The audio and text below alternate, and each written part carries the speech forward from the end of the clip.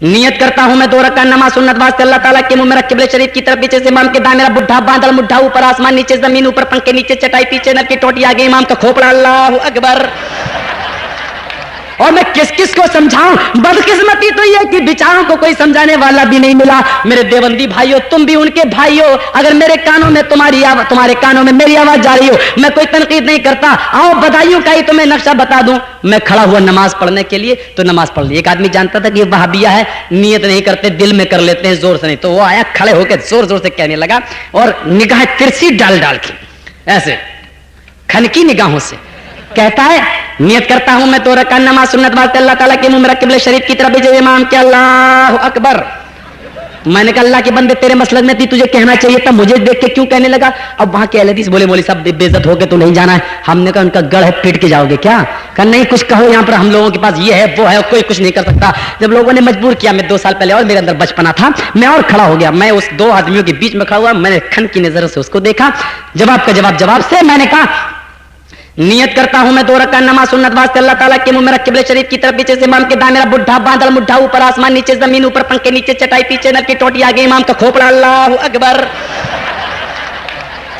यकीन मानो ऐसे झपटा मेरे ऊपर जैसे कोई भूखा शेर बकरी अकड़ी के ऊपर झपटता हो। मौलवी साहब तुम्हारे अल्फाज हदीस में नहीं है। मैंने कहा तेरे अल्फाज भी तो हदीस में नहीं है। कहीं मेरे अल्फाज मेरी हदीस में। मैंने कहा मेरे अल्फाज मेरी हदीस में है। हमने कहा जब हदीसों का तुमने मामला बदल डाला तो फिर मेरे हदीस में मेरे अल्फाज हैं। कहने लगा कहीं नहीं, अपने इमाम के पास लेकर गया। मौलवी साहब बोले हाँ कर सकते हो, जबान से कहना अफजल है, लेकिन दिल से नियत कर लो तो हो जाएगी।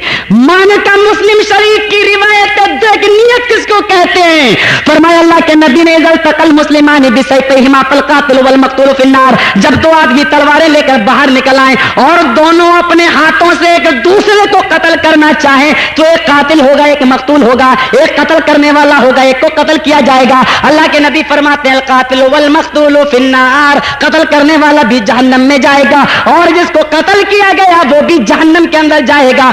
साहबा ने कहा हाज़ल कातिल फमा बालुल मक़तूल या रसूलल्लाह, अल्लाह के नबी कातिल जहन्नम में जाए कोई बात नहीं, लेकिन मक़तूल तो बेचारा मारा गया, वो जहन्नम में क्यों जाएगा? अल्लाह के नबी फरमाते हैं, इन्नहु काना हरीसन अला क़त्ल साहिबी, इसलिए क्योंकि उसके दिल में ये नियत थी कि मैं उसको अपनी तलवार से कत्ल कर दूं। वो जो कत्ल किया गया वो भी तो चाहता था कि मैं अपनी तलवार से इसको कत्ल कर दूं। इस दिल में नियत की बिना पर वो भी जहन्नम में डाला जाएगा।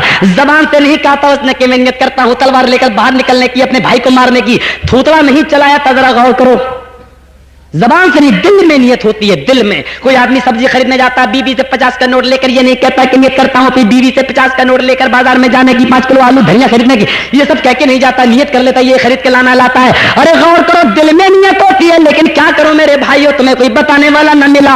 आज सुन लो कि ये दिल के इरादे को कहते हैं। जबान से नियत करना बिदअत है, बिदअत है, बिदअत है।